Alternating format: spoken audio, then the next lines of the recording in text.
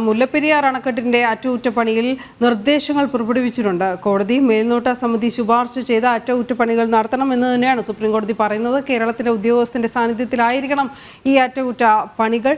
മരം മുറിയും ഗ്രൗണ്ടിങ്ങും അടക്കമുള്ള പ്രവൃത്തികൾ നടത്തണമെന്നുകൂടി കോടതിയുടെ നിർദ്ദേശമുണ്ട്. നദൻ, മുല്ലപ്പെരിയാറിന്റെ ബേബി ഡാം ബലപ്പെടുത്തുവാൻ വേണ്ടി ഈ പരിസരത്തെ മരങ്ങൾ മുറിക്കണമെന്നുള്ളതായിരുന്നു തമിഴ്നാടിൻ്റെ ആവശ്യം. നേരത്തെ ഇതുമായി ബന്ധപ്പെട്ട് ഡാം മേൽനോട്ട സമിതിയും ഇത് അംഗീകരിച്ചിരുന്നു. എന്നാൽ കേരളം ഇതിന് തയ്യാറല്ല, അല്ലെങ്കിൽ ഇതുമായി സഹകരിക്കുന്നില്ല എന്നുള്ളത് കാണിച്ചാണ് തമിഴ്നാട് സർക്കാർ സുപ്രീം കോടതിയിൽ ഹർജി നൽകിയത്. ഈ ഹർജിയിലാണ് ഇതുമായി ബന്ധപ്പെട്ട നടപടികൾ തുടർന്ന് മുന്നോട്ട് കൊണ്ടുപോകാൻ വേണ്ടി തമിഴ്നാട് സർക്കാരിന് അനുമതി നൽകിയിരിക്കുന്നത്. അതായത് ബേബി ഡാം ബലപ്പെടുത്തുവാൻ വേണ്ടി മരങ്ങൾ മുറിക്കാം, അത് കേരളത്തിൻ്റെ ഉദ്യോഗസ്ഥരുടെ സാന്നിധ്യത്തിൽ മാത്രമാകണമെന്നുള്ളതാണ്. മാത്രമല്ല ഗ്രൗണ്ടിങ് അടക്കമുള്ള മറ്റ് ഇതുമായി ബന്ധപ്പെട്ട നടപടികൾ, ബലപ്പെടുത്തുന്നതുമായി ബന്ധപ്പെട്ട നടപടികളും മറ്റും സ്വീകരിക്കാമെന്നുള്ളതാണ് തമിഴ്നാട് വ്യക്തമാക്കിയിരിക്കുന്നത്.